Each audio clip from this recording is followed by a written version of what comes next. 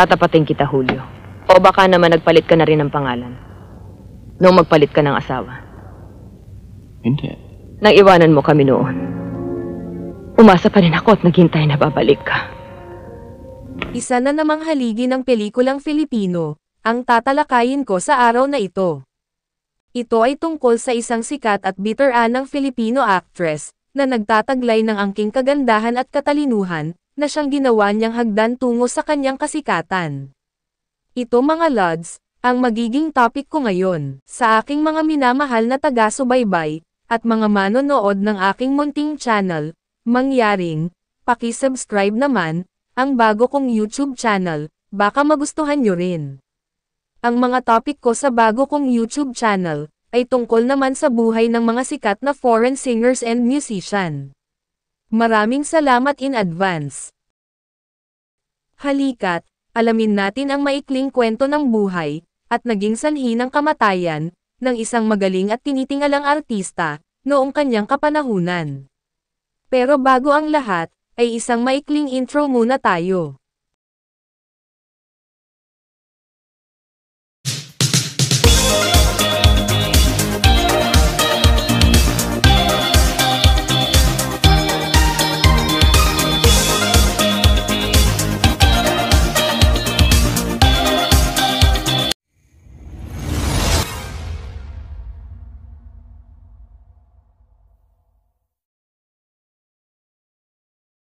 Isang paalala. Ibig ko lamang pong ipabatid sa mga taga-subaybay at manonood ng munting channel ko, na ako po ay hindi eksperto.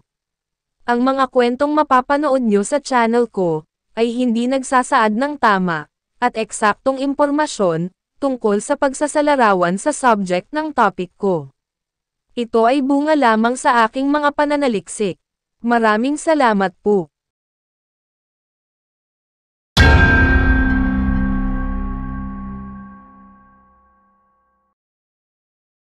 Si Jesusa Purificacion Levi Sonora po, na mas kilala sa kanyang screen name bilang Susan Roses, ay isang sikat, veterano, at premyadong artistang Pilipino. Siya ay ipinanganak noong July 28, 1941, sa Bacolod, Negros Occidental. Ang kanyang mga magulang ay sina Jesus Tunggoy Sonora at Purificacion Levi. Kapatid niya ang isa pang sikat na artista noong kapanahunan nila, na si Rosemary Sonora. At pamangking buo naman niya, ang isa ring sikat na artista noong dekada 80, na si Cheryl Cruz.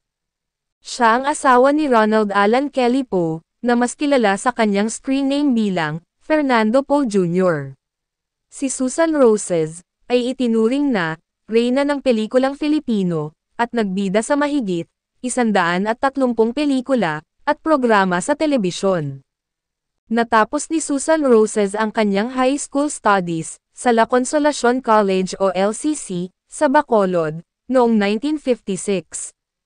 Habang nag-aaral sa LCC, ay ipinagpatuloy naman niya ang kanyang karera sa pag-arte. Kinilala naman, ng kanyang third-year high school teacher noon, na si Luisa Medel, ang kanyang talento sa pagsasalita at pag-arte sa publiko, at pinayuhan siyang kumuha ng kursong katulad niya, para sa kanyang tertiary education. Nang makatapos ng high school, nagpunta si Susan Roses sa Maynila, para sundin ang payo ng kanyang mentor. Nagsimula si Susan Roses sa kanyang pag-arte, noong siya ay bata pa lamang. Una niyang ginawa ang pelikulang, Mga Bituin ng Kinabukasan, noong 1952, kung saan, siya ay 11 taong gulang pa lamang noong panahon na iyon. Noong 1956, nagpunta si Susan sa opisina ng Sampaguita Pictures sa Quezon City, upang makilala ang kanyang idol na si Gloria Romero. Inalok ni Jose Perez, founder at head ng film studio, si Susan ng kontrata on the spot, na humantong sa kanyang unang starring role sa pelikulang, Boxingera. Nagbida rin si Susan, sa ilang pelikulang tampok sa Pilipinas, kabilang na ang Daigdig Ko'y Ikaw, noong 1965, Gumising Ka Maruha, noong 1967, Patayin Mo sa Sindex si Barbara, noong 1974. Bukod sa mga ito, ay nagkaroon din sila ng kanyang asawang si Daking Fernando Poe Jr. ng mga pelikulang, sila mismo ang bida. Ilan nga sa mga ito ay ang mga sumusunod. Ang Daigdig Ko'y Ikaw, noong 1965. Pilipinas Kong Mahal, noong 1965 pa rin. Langit at Lupa, noong 1967. Magpakailanman, noong 1967. Tanging Ikaw, noong 1967. Perlas ng Silangan, noong 1969. Mahal, Saan Ka Nang Galing Kagabi, noong 1978. Mahal, Ginagabi Ka Na Naman, noong 1978. Manager si Commander, noong 1982. At, No Retreat, No Surrender si Commander, noong 1987. Bukod sa mga pelikula, nagkaroon din siya ng mga commercial sa telebisyon, kabilang na ang mga sumusunod.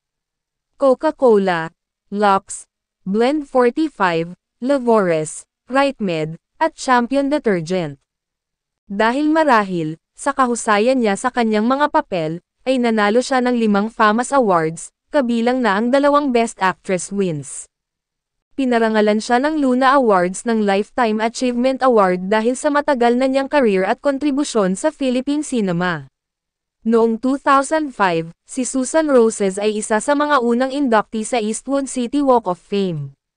Ginampanan rin niya ang karakter na Lola Flora sa teleseryeng FPJs Ang Probinsyano ng ABS-CBN mula sa pilot episode noong 2015. Ilang buwan bago ang kanyang kamatayan noong 2022, si Susan Roses ay pinarangalan ng The Philippine Post Office ng commemorative stamp. Ngunit sa likod ng kanyang tagumpay, may mga malulungkot na pangyayari rin sa buhay ni Susan Roses. Noong 2004, ang kanyang asawa na si Fernando Poe Jr., na siya ring isang batikang aktor at politiko, ay namatay dahil sa isang stroke. Ito ay nagdulot ng malaking kalungkutan sa kanya, dahil sila ay tunay na nagmamahalan, at magkasama sa loob ng halos 50 taon. Pagkatapos ng pagkamatay ng kanyang asawa, si Susan Roses ay nagpatuloy sa buhay, at naging aktibo sa industriya ng pelikula at telebisyon. Si Susan Roses ay namatay noong May 20, 2022, sa edad na 80, at ang naging sanhi di umano ng kanyang kamatayan, ay dahil di umano sa cardiopulmonary arrest. Isang araw bago nito, ay isinugod siya sa Cardinal Santos Medical Center, sa San Juan, Metro Manila, dahil sa pananakit ng dibdib, at hirap sa paghinga. Ang kanyang anak na si Grace Poe, ay nagsabi rin ng, ang aking ina ay matanda na. Ang dahilan ng kanyang kamatayan ay heart failure, o atake sa puso. Nagpasa ang Senado, at ang kapulungan ng mga kinatawan, ng mga resolusyon upang igalang ang kanyang pamana.